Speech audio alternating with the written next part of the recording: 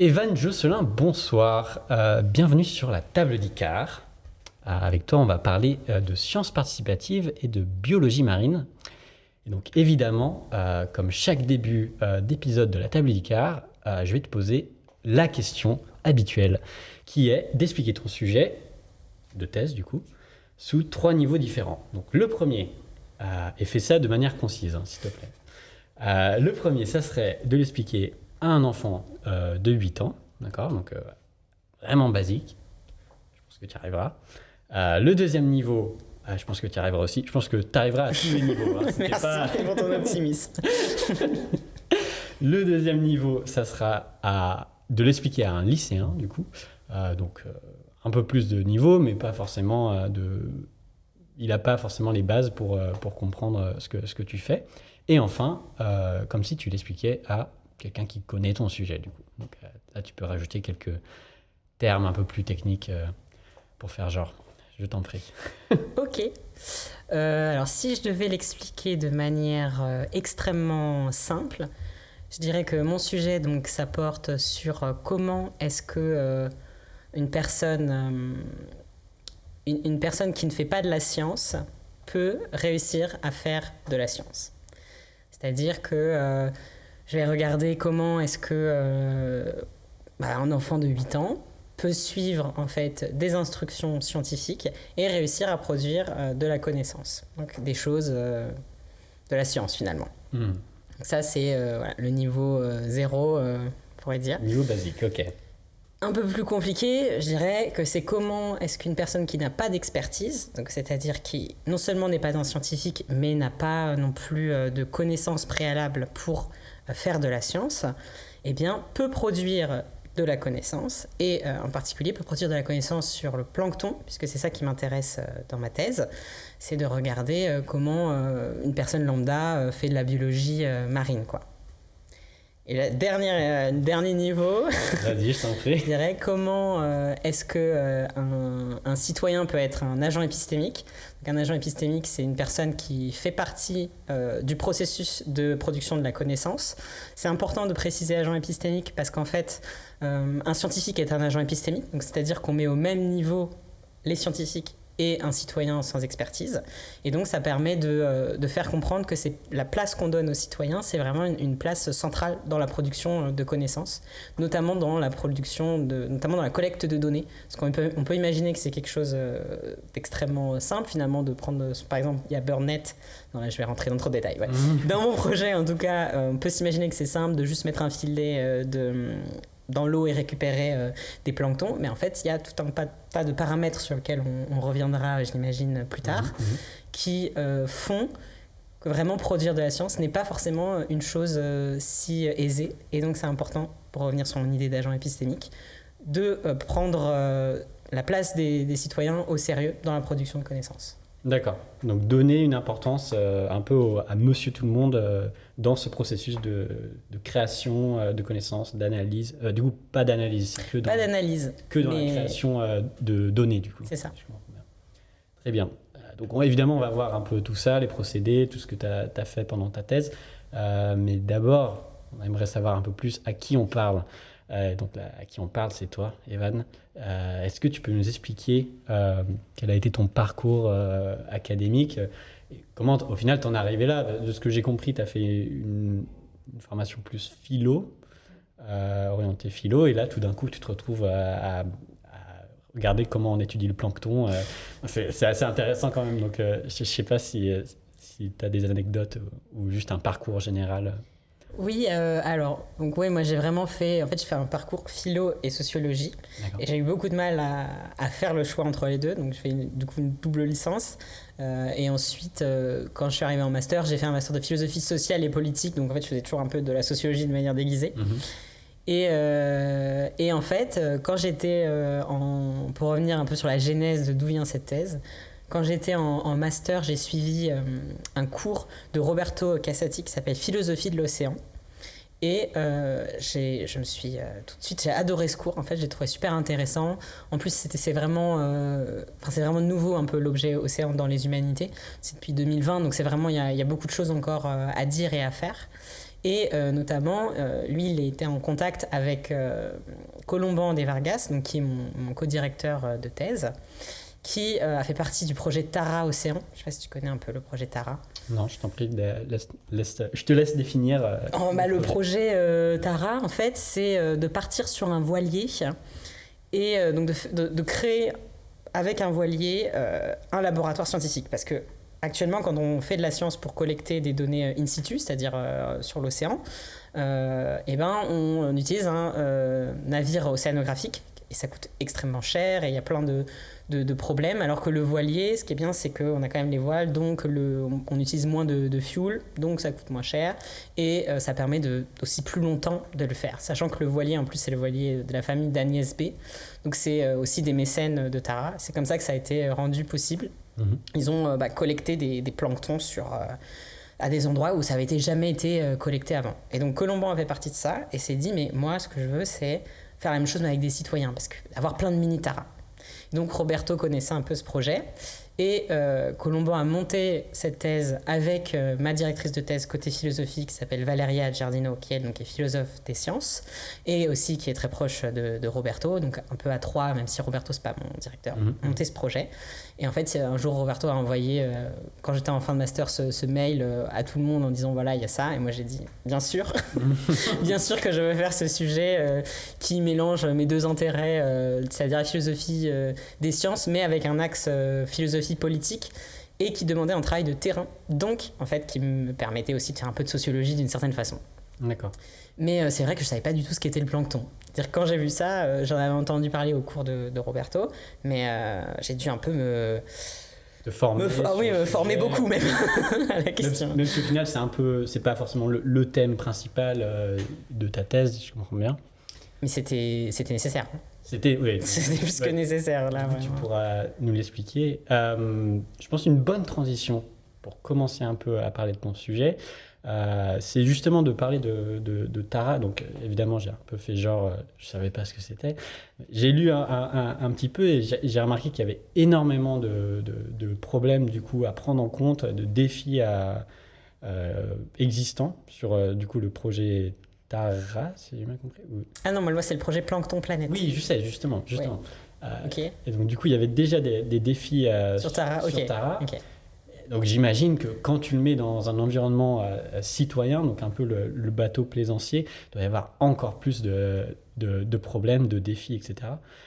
Donc si tu veux, est-ce que tu pourrais nous expliquer un peu c'est quoi les défis de manière générale dans les sciences participatives et ensuite potentiellement l'expliquer dans ton sujet en particulier. Ok, alors déjà je veux juste faire une précision que ce que je vais dire, c'est très centré sur les sciences participatives, entendu en tant que collecte de données, parce que les défis sont pas du tout les mêmes. Si on pense le terme de sciences participatives, au-delà de ça, par exemple, moi c'est un projet très top-down, donc ça a été fait par des scientifiques, et tu vas comprendre pourquoi je dis ça, mais ça a en fait un impact sur comment on fait la science. Quand c'est pensé par les scientifiques, et il y a des projets, au contraire, où c'est bottom-up, et là c'est vraiment pensé par les citoyens. Donc, voilà, tout ce que je dis, c'est centré sur un projet top-down créé par des scientifiques qui ont un objectif très clair scientifiquement, obtenir des données sur des grands espaces et obtenir des données à des endroits qu'on ne connaît pas. D'accord. Voilà. Où on n'a pas accès plutôt. Et ça, donc, c'est un peu la même chose pour tous les projets top-down de sciences participatives. Il y a plusieurs enjeux. Un des enjeux, c'est le terrain, c'est-à-dire que faire de la science en terrain, c'est pas du tout la même chose que faire de la science en laboratoire. On a plein d'enjeux sur l'environnement qui vont revenir. On a l'enjeu aussi de l'expertise. Qui n'est pas, les citoyens n'ont pas tous en fait un niveau de connaissance sur qu'est-ce que la méthode scientifique par exemple, et donc il faut réussir à rendre la chose accessible et notamment à faire apparaître ce qu'on appelle en philosophie le knowledge how, c'est-à-dire la connaissance de comment faire, le how dans le sens de comment faire, de la pratique un peu. Et ça c'est pas forcément très simple pour des scientifiques qui en fait ont c'est normal, c'est ils ont fait un master, ils ont fait le doctorat, c'est ancré en eux d'une certaine façon. Tu veux dire d'avoir une appréciation de la difficulté à... Exactement, et de comment je dois par exemple préciser dans le protocole scientifique, jusqu'à quel point je dois préciser. Et qu'est-ce qui pour moi est facile, par exemple, si je peux donner un exemple, c'est utiliser un microscope. Bon, on peut se dire c'est simple, tu bouges les lentilles, tu fais le focus, etc. Quand tu le fais jamais, c'est pas si simple en fait. Donc ça, c'est une question de know-how aussi, de savoir bien le manipuler, de comprendre qu'est-ce que tu regardes, et à quel focus, enfin à quelle taille, etc. Voilà. Et donc ça, c'est vraiment, je pense, tous les défis de manière science participative. Et ensuite, dans mon projet, c'est encore plus intéressant parce que c'est, on pourrait dire, un projet qui pousse la chose à son maximum au niveau des défis, mais c'est ce qui fait que c'est aussi intéressant pour les scientifiques aussi, puisqu'on a un instrument qui a été créé exprès pour le projet. Alors, je ne sais pas si tu voudrais en parler après ou pas. Le nom est... Le planctoscope. Planctoscope. Ouais, c'est beaucoup rire, ouais. Mais bon, juste pour expliquer très vite, c'est un microscope donc, d'imagerie quantitative, c'est-à-dire qu'il va prendre en photo les planctons. On a un microscope qui permet de voir le plancton, parce que c'est vrai qu'on n'a pas défini le plancton, mais le plancton, c'est des micro-organismes invisibles. On a le zooplancton, le phytoplancton, voilà, les virus et bactéries. Qu'est-ce qui fait que ces organismes sont importants et qu'on veut les étudier? Comment, là, je vois important dans le sens pour l'écosystème, important pour la société. Ce que j'ai compris, du coup, sur l'autre projet de recherche participative, Cédric Pourson, dont je t'avais parlé, lui mentionnait le fait que ça permet de t'indiquer la température de l'eau, la qualité de l'eau, des choses. Le plancton? De ce que j'avais compris. Je ne sais pas si tu as d'autres informations. Oui, enfin, c'est pas que ça t'indique, c'est que selon en fait, la température de l'eau, la salinité de l'eau, ça va avoir un impact sur le plancton. D'accord. Et bon, un des gros enjeux en ce moment, c'est évidemment le changement climatique et l'acidification de l'océan. Une des questions que se posent les scientifiques, c'est est-ce que l'acidification de l'océan va avoir un impact sur le plancton? Parce qu'il y a par exemple des planctons comme les foraminifères qui ont une coque en calcaire, je crois. Et l'acidification de l'eau en fait détruit leur carapace, quoi. Ah d'accord, ok. Et ça c'est assez simple, c'est-à-dire que s'il n'y a plus de plancton, qu'est-ce que mangent les poissons? Rien. Si les poissons ne mangent pas, les poissons meurent. Qu'est-ce que mange l'être humain? Plus de poissons. Voilà. D'accord. Bon là c'est un peu caricaturé, mais l'idée c'est de dire que si on enlève un élément de la chaîne trophique, ça peut devenir très grave. Dans le fonctionnement de l'écosystème. Et après, bon, il y a plein d'éléments aussi sur la pompe à carbone, parce que ça a un rôle aussi par rapport à ça. Ok, donc focus du coup sur le planctonscope. Planctoscope. Donc, qu'est-ce que c'est, comment ça a été designé, est-ce que ça aussi, il y a un contexte un peu citoyen aussi, est-ce que c'est les citoyens même qui les conçoivent, ou alors c'est donné directement dans leur mano Alors, non, les citoyens vraiment dans Plancton Planète, ils arrivent qu'au moment de la collecte de données, donc pas du tout dans la définition des questions de recherche ou dans la construction de l'instrument scientifique.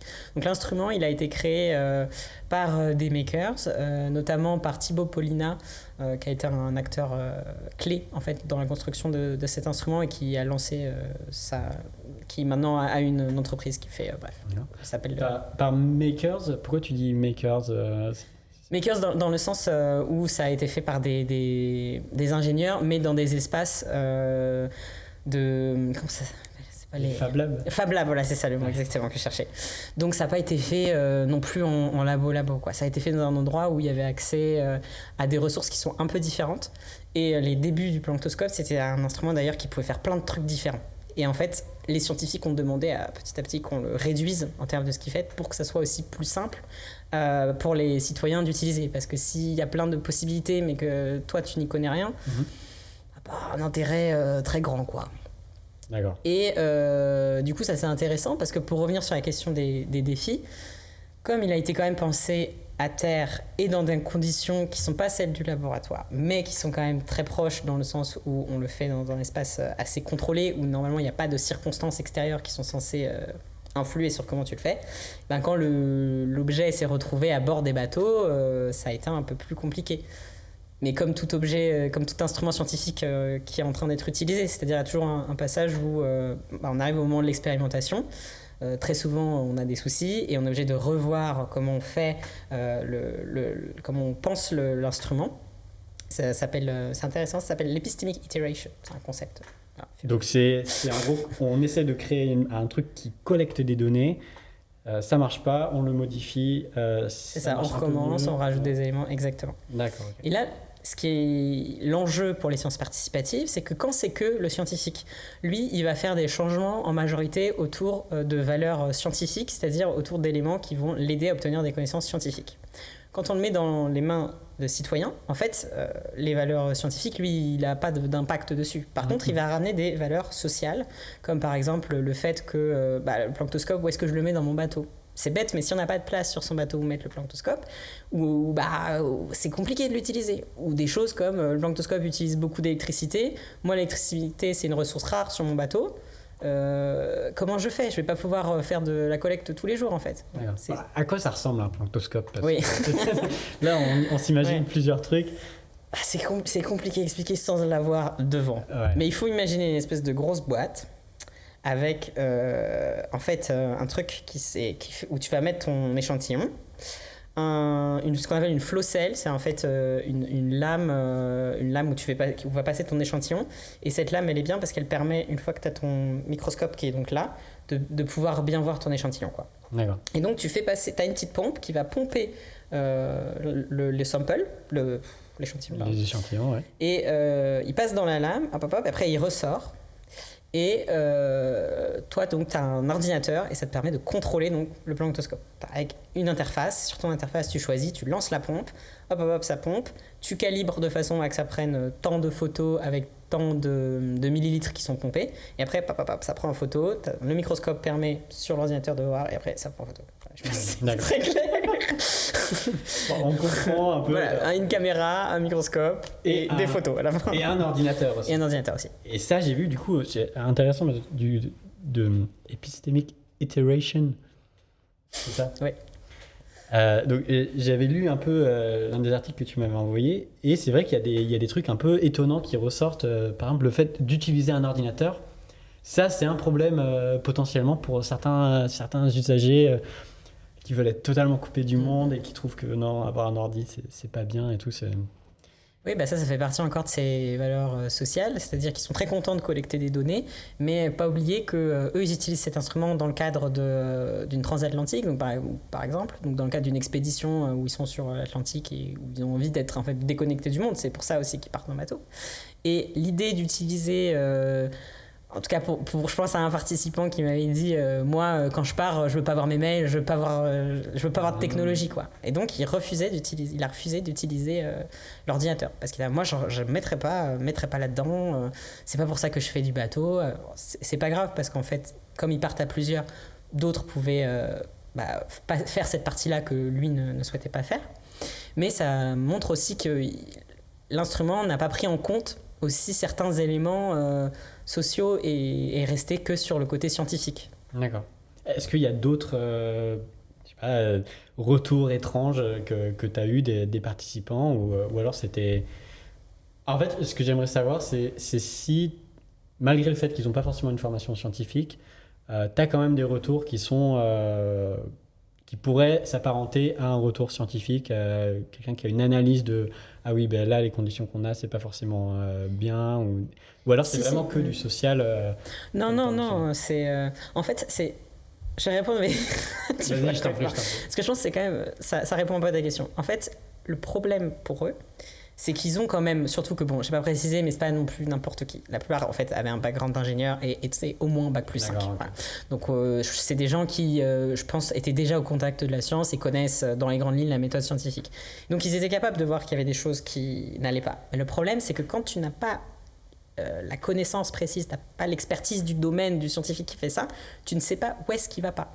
Et donc, il y avait des éléments, par exemple, où il disait on nous a demandé de mettre des gants pour utiliser un autre instrument en fait, où ils doivent faire de l'ADN. Et ils allaient me dire oui, mais en fait, pour nous, ça n'a aucun sens parce que on est obligé de toucher des éléments dans le bateau. Donc en fait, il n'y a pas d'hygiène de base. Pourquoi est-ce qu'on devrait mettre des gants alors que pour le coup, ça les faisait chier un petit peu. D'accord. C'était assez compliqué pour eux. Donc ces éléments-là, où le fait de mettre le filet, voilà. Ouais. Le filet dans l'eau. En fait, il y en avait un, je me rappelle, il était ingénieur. Ah non, vous allez devoir. Enfin, pardon, parce que j'ai de l'anonymat, donc je peux pas dire. Bref, il était ingénieur. Oui, c'est ça. Et il voyait toute cette eau, il disait, mais là, il y a un problème de fluidique, quoi. Mais en fait, comme il n'avait pas la connaissance pour savoir à quel point c'était embêtant, ces histoires de fluidique, lui, il était un peu angoissé de se dire, oh là là, ça se trouve, on fait très mal les choses, mais sans savoir comment régler l'élément qu'il voyait, quoi. Par fluidique, tu veux dire quoi? Par le fait qu'il y a de l'eau qui rentre dans le filet, parce que le filet, tu le mets comme ça, tu as l'eau qui rentre dedans, mais en fait, avec les vagues, etc., c'est pas très précis au niveau du volume, ce qui rentre. D'accord. Ce qui n'est pas très grave quand tu connais l'échantillonnage planctonique.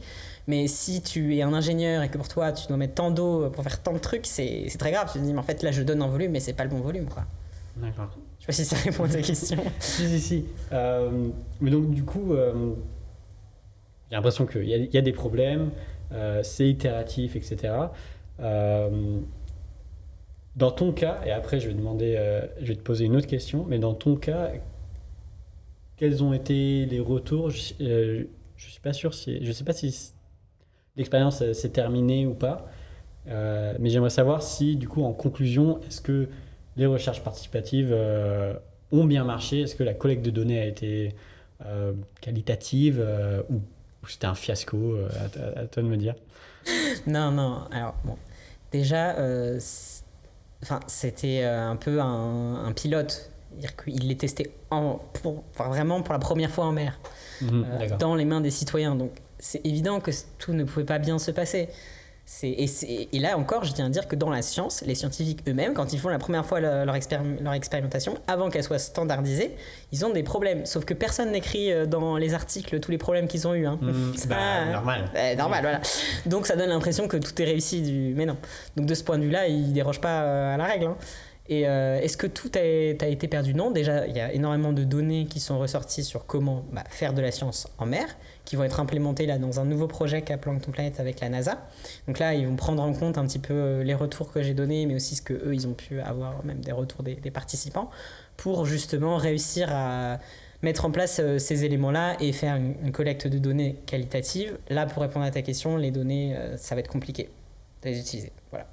Parce qu'il y a trop de variations en fait, il y a trop d'éléments, puis ils ont eu plein de soucis différents qui font que pour avoir des données de qualité, il faut qu'il y ait une certaine homogénéité quand même dans ce que tu fais. Et là, c'est pas le cas, donc c'est difficile de les mettre en comparaison. Donc tu veux dire que les conditions étaient beaucoup trop variables pour se dire ok, bon là c'est quand même... Enfin, en fait j'ai du mal à imaginer c'est quoi les variations dans la collecte de plancton. Tu vois, j'imagine le truc de quelqu'un qui connaît absolument rien. Je me dis, il faut collecter des planctons. On collecte, ok, il y a des planctons, ok, il n'y a pas de plancton. Tu vois ce que je veux dire? Je peux te donner un exemple très particulier que moi j'ai bien vu dans ma thèse. C'est définir quand est-ce qu'on a une bonne image scientifique. C'est-à-dire que tu as, donc sur ton planctoscope, tu as tant de plancton.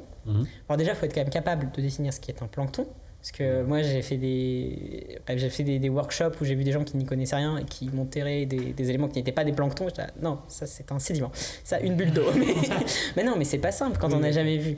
Et quand on te dit, voilà, pour avoir une bonne image, il faut que tu aies 10 planctons sur ton image et que toi, par exemple, tu n'as que 2 planctons.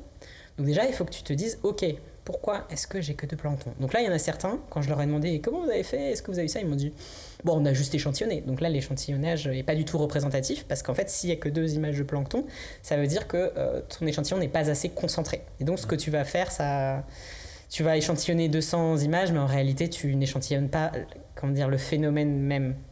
C'est-à-dire que c'est pas représentatif de ce qu'il y a vraiment dans l'échantillon que tu as pris. Par assez concentré, tu veux dire quoi? Qu'il devait...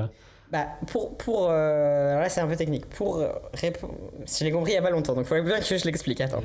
En gros, tu as ce qu'on appelle l'index de Shannon de biodiversité qui te permet quand l'index de chaleur il fait comme ça, et tu arrives à un moment où, donc c'est une courbe, et un moment où tu as un plateau. Qui monte, du coup. Voilà, et quand tu arrives sur le plateau, ça veut dire que là, tu peux échantillonner plus, mais en fait, tu as déjà les proportions de communautés, donc là, de plancton dans notre cas, mais ça peut être d'espèces, qui représentent bien ton échantillon et bien le phénomène que tu veux observer. Donc ça, c'est ce qu'on veut faire avec le planctoscope.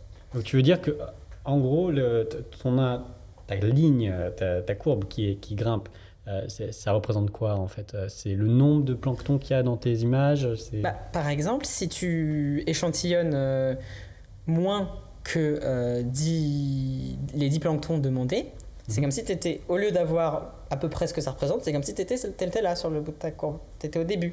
Donc tu penses qu'il y a, je te dis n'importe quoi, 200 planctons dans ton échantillon sur tes millilitres, mais en réalité, il y en a peut-être beaucoup plus. Donc ça, tu résous ça... Enfin, pas 200 planctons, c'est plutôt la communauté. C'est-à-dire tu penses qu'il y a plusieurs types de plancton et tu penses que tu as 2 céraciums, c'est un type de phytoplancton, parce que tu as eu que 2 céraciums, mais en fait, si tu avais échantillonné le reste, tu en aurais eu 10 de plus. D'accord. Donc en fait, le problème, c'était que les gens faisaient pas assez d'échantillons. Ça, c'est un exemple. Ou alors, on faisait trop... Ce qui est enfin, on faisait trop, mais là, le problème du trop, c'est pas que t'es plus. Parce qu'après, quand t'arrives sur le moment de la barre, ça change rien que t'échantillonnes plus, tu vois. Donc le moment constant voilà. de la barre. Mais le problème, c'est plus que ils allaient bloquer leur planctoscope parce que ça veut dire que l'échantillon était trop concentré. Et ça peut. Après, ça reste bloqué dans la flow-cell, quoi. D'accord, bon, ça, c'est des petits problèmes. Oui, après, ils cassent la flow-cell et il y en a certains qui ont dû arrêter de collecter parce qu'ils avaient des flow-cells cassés. Donc, c'est un petit problème. Oui, c'est un gros problème quand même. Ok, d'accord. Donc, du coup, j'ai perdu. Oui, je sais plus pourquoi je disais ça. Où on en était. Mais si tu veux, ce qu'on peut faire, c'est parler du coup, comment tu construis la légitimité des données collectées. Donc, tu dois avoir un environnement qui est stable, qui ne bouge pas, il y a une homogénéité. Et ça, en mer, j'ai l'impression que c'est du coup un peu compliqué. Oui. Donc c'est quoi? Ça veut dire finalement on abandonne tout Non. Alors, déjà, je pense qu'il faut faire une différence quand même entre les sciences qui sont faites sur le terrain et celles qui sont faites en laboratoire. On n'attend pas des sciences de terrain qu'elles répondent à ces circonstances. Et de toute façon, ça n'aurait aucun sens puisque on étudie des phénomènes en mouvement. Enfin... tu n'étudies pas ton phénomène si tu le mets en laboratoire. Donc bon, mais par contre, voilà, je suis pas un spécialiste du domaine, mais je sais qu'il y a des filtres qui sont apposés. Et par exemple dans le projet eBird, où ils ont aussi ces variations-là. Donc le projet eBird, c'est un projet dans lequel ils prennent en photo des oiseaux. Enfin, pas forcément, ils peuvent juste les regarder et ils peuvent les prendre en photo ou faire des records, dire voilà, j'ai vu 3 merles, quoi. Et ils ont des protocoles qui sont très lâches pour qu'ils aient le plus de données possible, mais du coup ça fait que toi tu peux faire 5 minutes d'observation et voir 3 merles, et quelqu'un peut en faire 20, etc. Et donc ils mettent des filtres pour être sûr que ce qu'ils prennent au niveau des données, c'est dans les mêmes conditions, et que si jamais les conditions sont trop éloignées de l'échantillon dont ils ont besoin, ça les enlève. Donc je sais qu'il y a une manière de gérer la qualité des données qui font qu'on peut tirer des choses, mais c'est effectivement toujours des données où il faudra plus de traitement que des données qui sont faites par des scientifiques. D'accord. Et donc du coup, on voit que les sciences participatives, c'est bien. De par un truc que j'ai vu, du coup, que tu disais, je sais pas si c'est toi qui le disais, introduction de ta thèse, donc c'est toi qui le mentionne. Tu dis que les sciences citoyennes ou participatives, du coup, ça a quelque chose de bien de par l'objectivité distribuée. Donc, tu as dit ça, je te reprends dessus, hein. Mais que du coup, tu as un nombre d'approches qui est conséquent, une approche qui est conséquente, et donc du coup, tu as une sorte de normalisation qui se fait de par le fait que tu as plein de manières de collecter la donnée, et tu as une sorte de vérité générale qui en sort. Donc j'ai trouvé ça assez intéressant. Je sais pas si... Attends, est-ce que c'est pas plutôt dans l'article qu'on a écrit avec Marie-Lou potentiellement sur l'objectivité? Potentiellement. Parce que en fait, dans cet article-là, on défend l'idée que les sciences participatives peuvent être objectives quand on a de la data collection, par l'idée donc de la sagesse des foules, où en fait, quand tu as plein de données, c'est pas trop, c'est bien et ça te permet d'être objectif parce que ça va te permettre de créer une espèce de moyenne ensuite de ce qu'est une bonne donnée. Par exemple, il y a un projet qui s'appelle Galaxy Zoo où on doit classifier des galaxies. Et si tout le monde dit ça c'est une galaxie, en fait il peut y en avoir une centaine qui s'est trouvée. C'est pas grave si on a 1000 qui ont classifié et que la majorité a défini que c'était une galaxie, on sait que c'est la sagesse des foules et donc que le résultat est bon. Et ça, c'est l'intérêt des sciences participatives. Plus on va avoir de données, plus on sera capable de spot en fait, les données qui sont des anomalies. Et on sera capable de faire une moyenne par rapport à ça. Par exemple, dans Plancton Planète, une fois qu'on aura plein de données, on pourra comparer donc, par rapport aux images qu'on a obtenues et à l'index de Shannon et se dire, en fait, ça qui dit qu'il y a tel pourcentage d'espèces de communautés planctoniques, c'est une anomalie. Ça, par contre, on a plein de fois eu le même résultat. Donc, ça veut dire que ça tend sûrement vers des résultats justes et robustes scientifiquement. Et donc, du coup, dans ton cas, mais j'ai l'impression que c'est souvent pareil, les sciences participatives ou citoyennes agissent ou du moins dans le processus entier, sont seulement actifs dans la partie collecte de données. Donc, évidemment, je n'y connais pas grand-chose. Donc, je me demandais si tu avais peut-être des exemples de procédés où tu as des citoyens qui font aussi partie d'autres parties du procédé scientifique. Alors peut-être qu'il faut revenir quand même sur un peu des termes, parce que c'est un des grands enjeux aussi dans les sciences participatives, parce qu'il y a 1 milliard de termes différents et il n'y a pas de définition stabilisé sur ce que c'est. Alors, en France, on dit sciences participatives et ça englobe en fait plusieurs éléments. On s'appuie notamment sur le dossier, le rapport qu'avait fait Mary-Lou Gourand pour le ministère de, je crois que c'était l'éducation et de la recherche, enfin je sais plus, mais en tout cas c'était un rapport dans lequel il fait une classification, une typologie qui est reprise. Sciences participatives, dedans on a recherche participative, donc là c'est les projets où les citoyens sont impliqués par exemple dans l'analyse des données, mais par exemple surtout dans la question de recherche, de dire qu'est-ce qui est important à étudier. Et ça, c'est particulièrement important dans des projets, par exemple, sur la santé, où tu vas demander à des malades de quoi vous aurez besoin, quel type de médicaments, et c'est eux qui vont dire, en fait, on a besoin de telle chose, et là, on peut monter un projet en prenant les personnes concernées. On a les projets donc, de sciences citoyennes, qui sont en fait des projets de collecte de données, et les projets de... comment il appelle ça ? Ah non, les sciences citoyennes... Attends. Recherche participative, sciences citoyennes et sciences communautaires, voilà, dernier. Et les sciences communautaires, là, c'est des personnes, par exemple toi, et tu as une question vraiment importante qui est pilier dans ta vie. Par exemple, tu as, je te le souhaite pas, mais le VIH, et tu as besoin d'avoir des réponses. Et en fait, les scientifiques ne vont pas te donner les réponses dont tu as besoin, ne vont pas te fournir les médicaments, les choses dont tu as besoin. Et quand tu essaies de parler avec eux, en fait, ils remettent ta question de côté. Tu vois, ils te disent non, c'est pas important, c'est pas ça qui compte dans la recherche scientifique. Bon, ça, c'est un exemple qui a vraiment existé. Hein. C'est ACT UP qui a, quand est arrivé le VIH, a dit en fait maintenant les manières dont vous faites les protocoles scientifiques ne correspondent pas à la réalité des séropositifs. Notamment, ils faisaient ça avec des personnes dans des espaces contrôlés et où ils prenaient ce qu'ils appelaient des séropositifs sans problème, c'est-à-dire qui ne prenaient pas de drogue, etc., et ce qui ne correspondait pas du tout à la communauté gay. Et donc, du coup, se retrouver à produire aussi des médicaments qui ne fonctionnaient pas sur les autres, quoi.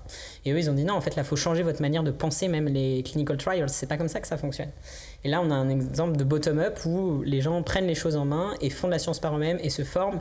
À la fin, ils faisaient partie des comités en fait, scientifiques. Ah, ok. Ah, oui, il y en a certains qui ont rebiqué vers des métiers de la médecine parce qu'ils se sont entièrement formés et ils comprenaient tous les termes scientifiques possibles pour penser le VIH et ils étaient capables vraiment d'être acteurs dedans. Et là, donc, on a une prise de pouvoir un petit peu, on peut dire, des citoyens sur les sciences.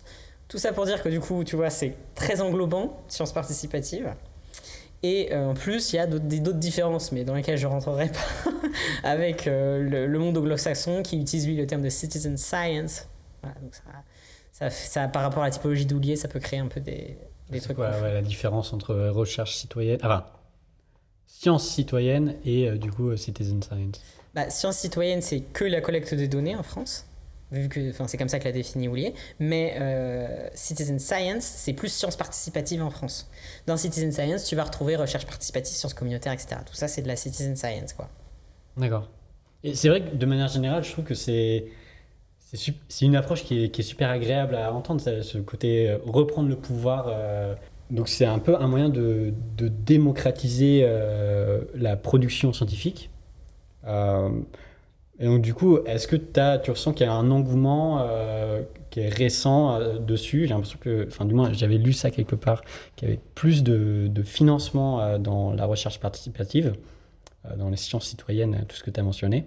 Donc ça vient d'où? Est-ce que je vois, on a peur des platistes Alors, qui est une forme de science. Enfin, j'ai l'impression que c'est un peu dans le même délire, quoi. Mais Ah ouais? Ah non, ça m'intéresserait de savoir pourquoi tu penses que les platistes, c'est de la science citoyenne. parce que du coup, il y a cette forme de reprendre le pouvoir de la science, que ça ne soit plus quelque chose de fermé, tu vois. Qu'en gros, on nous dit, bah, ça c'est comme ça, et qu'au final, tu te poses pas de questions. Et du coup, d'une certaine manière, je trouve que, enfin certains, hein, après, c'est à juger, mais certains ont une vraie approche scientifique, tu vois, d'essayer de comprendre comment ça marche, comment on a fait comment on a démontré que la Terre est plate, que la Terre est ronde, du coup. Mm. T'en as un récemment, je sais pas si tu avais vu ça, qui avait même financé un voyage jusqu'en Antarctique Ah oui, j'ai vu ça. pour, pour- Pour découvrir que la Terre est Voilà, juste c'est là. ça. Waouh. Et du coup, mais le gars est au final scientifique, tu vois, et il voit, ok, bon, là, ça marche pas parce que ma théorie, bah ok, j'ai tort, et puis ça s'arrête là, tu vois.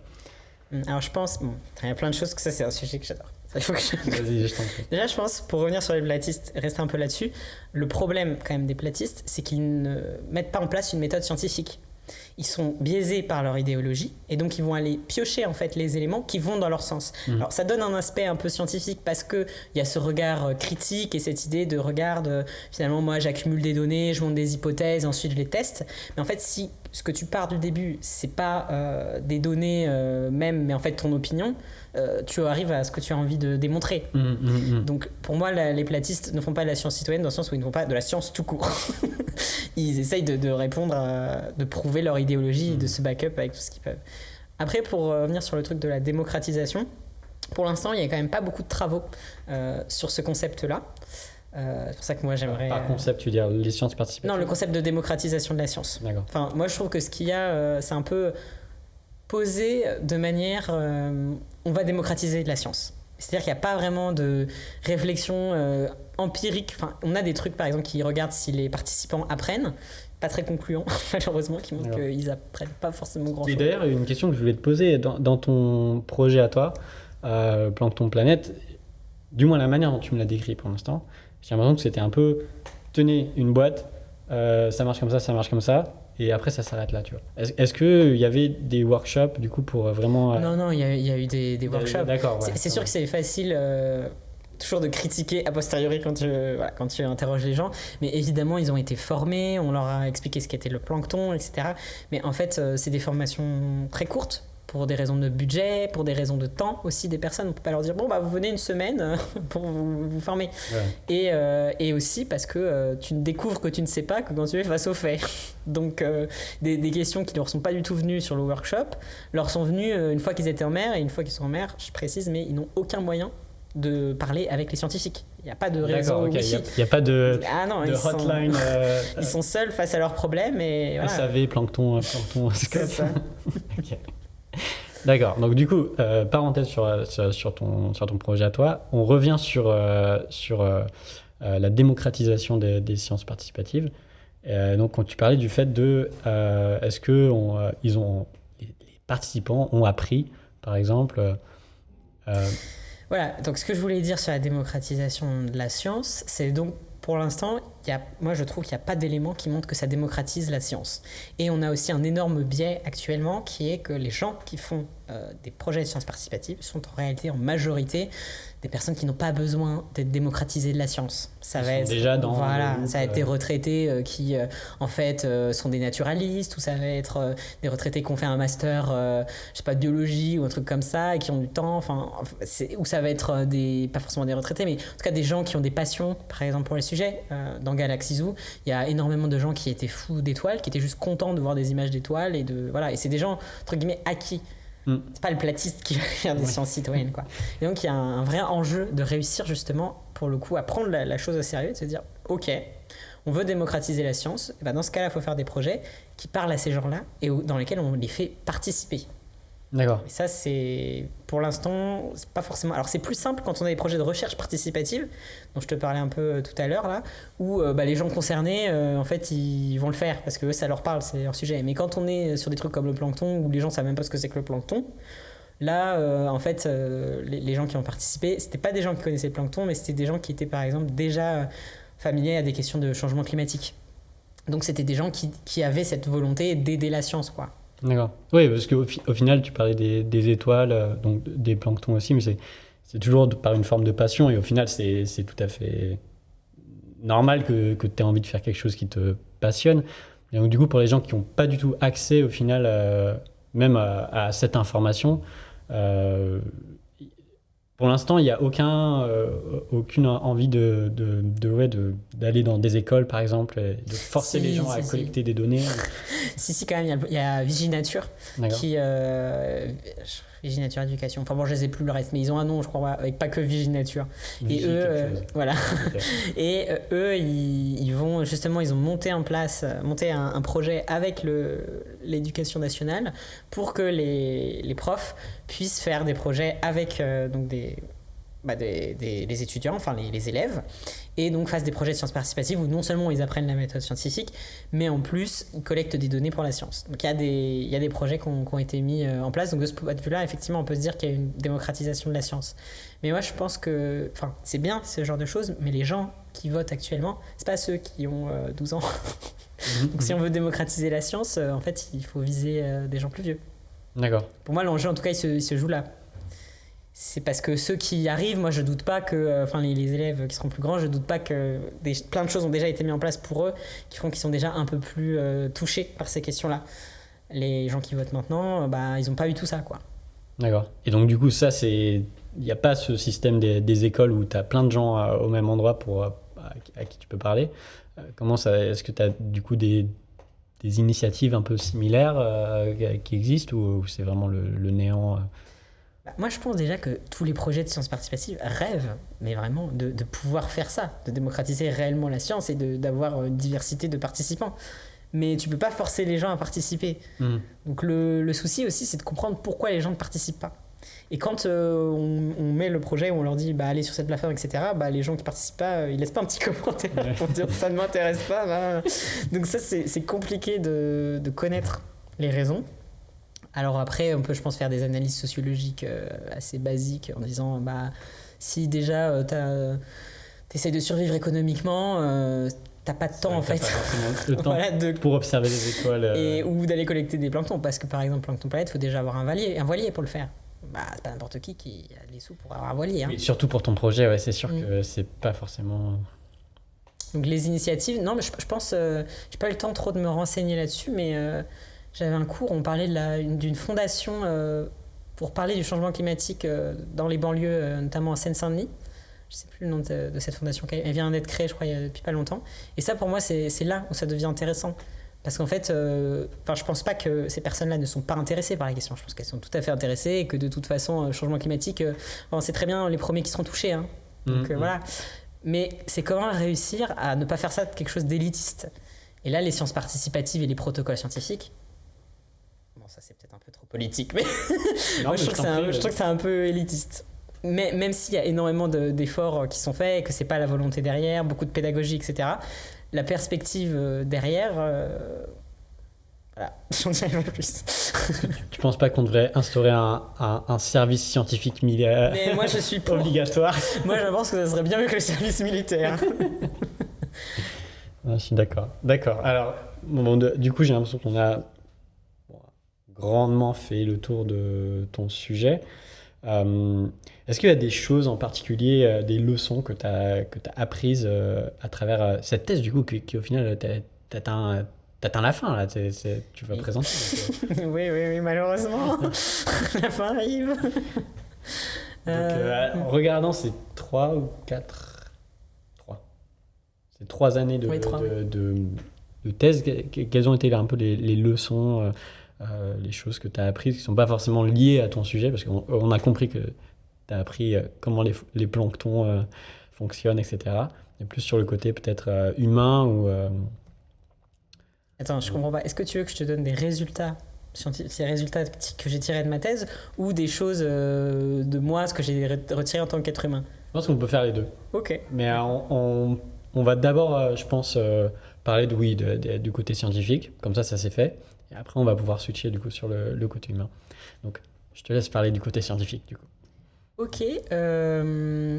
Alors, moi, ce que j'ai trouvé très intéressant, ça a été de comprendre vraiment ce système de production de connaissances. Et je pense qu'un des résultats de ma thèse, ça a été de montrer qu'on a une tendance à imaginer que la science participative est simple parce qu'on demande aux citoyens que de collecter les données, alors qu'en fait, c'est déjà une activité scientifique à part entière. Et qu'étant donné que c'est une activité scientifique, ça implique beaucoup de choses, et ça implique notamment de mettre vraiment un processus de connaissance qui soit rétroactif, c'est-à-dire d'écouter les citoyens, les retours, de revenir, enfin un peu de cette idée d'itératif, quoi. Et ça, je trouve que c'est vraiment le truc qui a été le plus intéressant à voir, c'est de se dire, en fait, on dit top-down, mais en réalité, ça n'existe pas, de projet top-down. C'est une vision idéalisée. En fait, on n'est pas sur un projet, effectivement, bottom-up, parce que ça vient des scientifiques, mais la manière dont on produit de la connaissance est toujours dans une dimension d'échange, de revenir sur ce qui a été fait, de changement des instruments scientifiques et du protocole par rapport à ce que vont dire les scientifiques, d'écoute, d'apprentissage, etc. Donc ça, je trouve que c'est quelque chose qui n'est pas beaucoup ressorti de la littérature et qui est ressorti beaucoup dans mon étude de cas. Et un autre truc aussi, c'est l'importance de la confiance épistémique, c'est-à-dire l'idée que pour qu'un projet fonctionne, il faut que tous les acteurs, tous les agents aient confiance dans leur capacité à produire des qualités de données, dans la capacité des scientifiques, donc ça c'est du côté citoyen, la capacité des scientifiques à produire des protocoles scientifiques qui sont réalisables pour les citoyens, et du côté des scientifiques à avoir aussi confiance dans leurs protocoles et dans les citoyens. Ça demande aussi de la part des scientifiques de se dire, parce qu'il y a un discours quand même des scientifiques de dire non mais on peut pas faire de la science avec des sciences participatives. Moi je suis pas du tout d'accord avec ça. Je pense qu'on peut tout à fait faire de la science et l'enjeu il est pas là-dessus, l'enjeu est sur la confiance qu'on donne aux citoyens de faire la collecte de données comme on lui a demandé. Et si on est persuadé qu'ils vont de toute façon biaiser la collecte de données, bah, ça sert à rien. Donc il y a un peu ce jeu-là, enfin pas un jeu non mais une manière de penser la science et de comment la faire qui est fondée sur la confiance. Voilà. D'accord. Ça, je dirais, c'est un peu d'un point de vue scientifique. Je sais pas si tu veux rebondir. Non, mais d'accord. Donc c'est le côté de, au final, qu'il y ait cette... je suis en train de résumer tout ce que tu as dit. Comme ça, les gens, ils intègrent bien. Que du coup, ça n'existe pas de juste rédiger son protocole, dire ça c'est comme ça, c'est comme ça, démerdez-vous, et après ça s'arrête là, quoi. Top-down, bottom-up, au final, c'est dans les deux cas, et tu as des échanges qui se font. Et du coup, il y a des protocoles à créer pour pouvoir améliorer ça, j'imagine. Et de côté de la confiance aussi, mais ça, je trouve ça super intéressant, quoi. De manière générale, que ça crée tout un écosystème à impact multiple. Que ce ne soit pas juste apprendre quelque chose de scientifique, c'est aussi un côté prise de confiance, prise de... ouais, avec toi-même et aussi avec les autres. Donc, voilà, résumé, c'est super cool. Non, mais ouais. Et en fait, à partir du moment où tu penses la chose comme ça aussi, tu es capable de créer des espaces qui permettent ces échanges.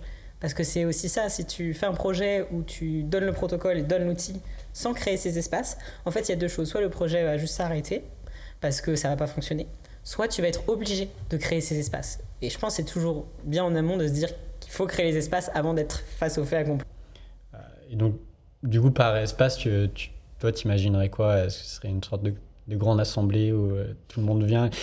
Non, mais dans un sens, tu vois, moi, je trouve ça... Bon, en soi, des fois, tu as des science fairs, des trucs comme ça, mais c'est vrai que avoir des espaces un peu où tu peux échanger avec des gens qui sont beaucoup plus qualifiés que toi, au final, ça n'existe pas vraiment, ou du moins, ça n'existe pas assez, je dirais. Bah, moi, je trouve que le Fab Lab, par exemple, ça peut être un espace qui peut être beaucoup plus utilisé. Moi, j'ai pas vu beaucoup d'articles qui montraient si les Fab Labs, par exemple, ça répondait bien à une démocratisation de la science ou si c'était juste des ingénieurs qui utilisaient les Fab Labs, par exemple. Ouais. Non, mais j'ai l'impression que c'est souvent le moi aussi, mais peut-être que j'ai pas assez travaillé le sujet, donc peut-être que je suis très médisant et que c'est pas le cas. Mais ça me paraît être intéressant. Des espaces comme ça. Après, bon, c'est mon côté philo qui va parler, mais il y a une philosophe qui s'appelle Hélène Longino qui a créé un concept qui s'appelle le forum public. dans lequel l'idée c'est de dire que on va mettre plein d'acteurs qui vont travailler sur un sujet, quel que soit le sujet. Et bon, elle ne parle pas de sciences citoyennes, elle le pense qu'au niveau des scientifiques, mais je pense que c'est applicable aux citoyens. Et ils vont faire des critiques constructives, c'est-à-dire qu'ils vont discuter de leurs valeurs, discuter de ce qu'ils veulent faire, et par la discussion, en fait, ils vont faire émerger les résultats scientifiques ou le protocole, etc. Enfin, en tout cas, leur objectif, quoi. Et ça, je pense que c'est des espaces aussi intéressants de se dire, bon, bah, nous, on veut récolter des données, mais qu'est-ce qu'ils en pensent aussi, les participants, de cette récolte de données? Qu'est-ce qui est important pour eux dedans? Ouais, que ce soit pas merci, au revoir, maintenant on va tout ramener dans la boîte noire, faire notre truc que personne comprend, et on va vous donner les résultats, et puis ça s'arrête là, quoi. Ok. Donc du coup, ça c'était la partie scientifique, ou c'est aussi un peu le côté... Non, c'est la partie scientifique, ça. Okay. Parce que je considère que c'est pas mon opinion, donc... D'accord, bah donc du coup, le côté humain maintenant, ça serait quoi? Qu'est-ce que t'as appris la résilience là? Non, bon, pour la résilience, whatever, ce que ça veut dire. Mais... non, mais ce que j'ai trouvé beau, c'était déjà d'échanger, que ce soit avec les participants du projet et avec les gens de Plancton Planet, parce que c'est aussi beau de voir des scientifiques qui sont extrêmement motivés, qui ont envie de faire participer, de faire découvrir le plancton aussi à des personnes qui ne l'ont jamais vu.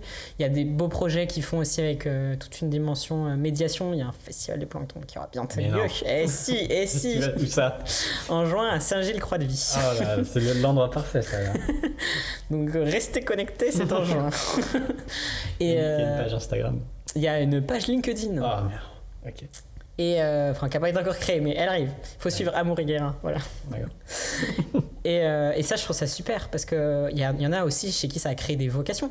Enfin, Amaury, par exemple, donc qui faisait de la voile, et de la voile de haut niveau, il a décidé de s'engager dans Plancton Planet, et ça a créé chez lui une vocation, l'idée de protéger les océans. Il a aussi fait beaucoup de choses dans les écoles pour faire découvrir le plancton.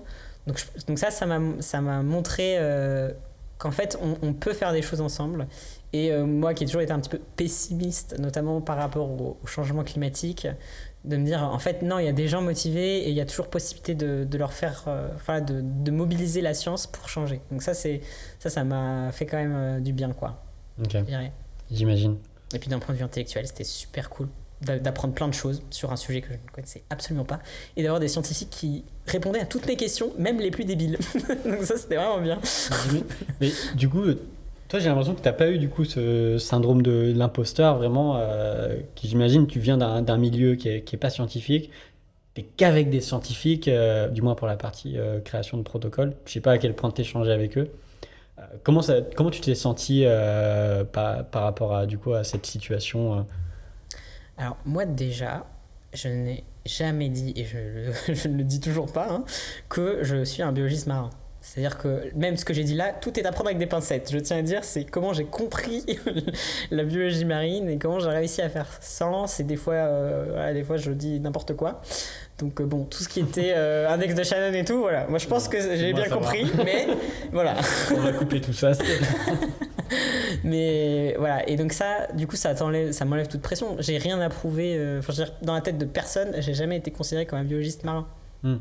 Donc, et aussi, je trouve, de manière générale, je trouve que ton profil est même plus intéressant dans le sens que peut-être que tu arrives mieux à te mettre dans la place des citoyens qui n'ont pas forcément... Exactement. J'ai été, je pense, le meilleur exemple, c'était moi-même. C'est-à-dire que quand j'ai utilisé le planctoscope, j'étais là, je ne comprends rien. et je prenais des petites notes par rapport à mes réactions, parce qu'en fait j'ai fait notamment un training avec les VOA. Bon, ça on n'a pas parlé, mais il y a une mission en fait de Plancton Planet avec Sorbonne Université et la Marine nationale, et en fait c'est des étudiants en master des sciences de la mer qui vont sur des bateaux de la Marine nationale pour faire le protocole de Plancton Planet. Donc moi j'ai assisté à une formation avec eux. Donc eux étaient super calés, ils ont tout compris évidemment puisqu'ils étaient en master de sciences de la mer. T'es allé sur un porte-avions non, on a fait ça à Villefranche-sur-Mer. Mais on allait sur un bateau quand même, mettre le filet à l'eau, etc. Et là ça a été très compliqué pour moi. J'ai vu que à la fin de la semaine, j'étais crevé. D'accord, ouais. C'est oh là, tant d'informations, et il y a des trucs où j'ai abandonné, je comprenais pas. Après, c'est parce qu'ils n'avaient pas aussi le temps, enfin, ils étaient quand même très centrés, ce qui est tout à fait normal sur les VOA, donc moi, ils répondaient très gentiment à toutes mes questions, mais jusqu'à un certain niveau, c'est-à-dire quand il fallait redescendre à la terminale S, là, voilà, ils n'avaient pas, ils avaient pas le temps, quoi. Il fallait que je regarde par moi-même. Mais non, mais du coup, voilà, c'est super intéressant. Même moi de savoir, parce que le truc du plancton, ça c'est aussi moi de regarder, de dire et ça c'est un plancton, parce que j'ai Saïma qui m'a fait aussi une petite formation accélérée de taxonomie sur les planctons, et heureusement qu'elle était très patiente, parce que je lui racontais, je disais, et ça c'est une diatomée. Non Evan, ce n'est pas une diatomée, c'est un sédiment. Ah d'accord, mais c'est rond. Oui bah. Alors t'avais une grande curiosité quand même, du coup, t'avais envie d'apprendre, et ça faisait que t'avais le très bon profil d'un bon citoyen de sciences participatives. Ouais, sinon j'aurais pas fait cette thèse. Mais du coup, ça fait 3 ans, on peut dire que d'une certaine manière, tu es une sorte d'expert. Ouais. à un certain niveau, du coup des sciences participatives. Est-ce que tu as une forme de prédiction du futur de cette partie des sciences? Prédiction sur qu'est-ce que vont devenir les sciences participatives? Ouais, est-ce que tu vois qu'il y a quelque chose qui se passe ou pas? Enfin, je sais même pas si c'est quelque chose qui t'intéresse. Alors, bon, les prédictions, c'est un peu compliqué. Parce que déjà, est-ce que tu veux une prédiction à l'échelle nationale, à l'échelle internationale? Je veux toutes les échelles. Bah, déjà, je pense que pour moi, il y a 2 possibilités. Première possibilité, c'est tous les gouvernements, pas que celui français, décident de réinvestir vraiment le monde de la recherche et d'y mettre des sous. Et dans ce cas-là, je pense que les sciences participatives seront la fer de lance de ce genre de choses, parce que ça permet à la fois de traiter la question politique de la perception de la science par le public, qui n'est pas très très bonne, on a pu le voir aux États-Unis, et d'un autre côté, réussir à faire de la science et à répondre aux enjeux du big data, c'est-à-dire de plus en plus de données. Soit c'est la guerre en Ukraine et on se continue à faire la guerre. Mourir. Et non, mais enfin bon, la guerre ou d'autres trucs, mais en tout cas, ce n'est pas c'est pas considéré comme une priorité. Et là, pour moi, en fait, ça sera la guerre au financement et les sciences participatives ne seront pas spécialement mieux traitées que les autres, pas spécialement mis en avant. Pour l'instant, c'est pas ce qui se montre. Enfin, c'est pas comment c'est. En tout cas, si on regarde au niveau des financements, il y a de nouveaux financements qui ont été mis en place, des ANR, etc. Donc ça va pas dans ce sens-là. Mais après, c'est toujours des questions de pérennité. Et c'est un grand enjeu même des projets de sciences participatives. C'est-à-dire, c'est bien joli d'avoir un financement sur 3 ans, mais c'est comme ce processus dont je parlais un peu tout à l'heure, où tu échanges avec les citoyens, où tu fais les choses, ça rend la chose plus long, en fait, tout simplement. Donc c'est des projets qui sont plus longs. Et c'est pas adapté au temps de la recherche et au temps des financements.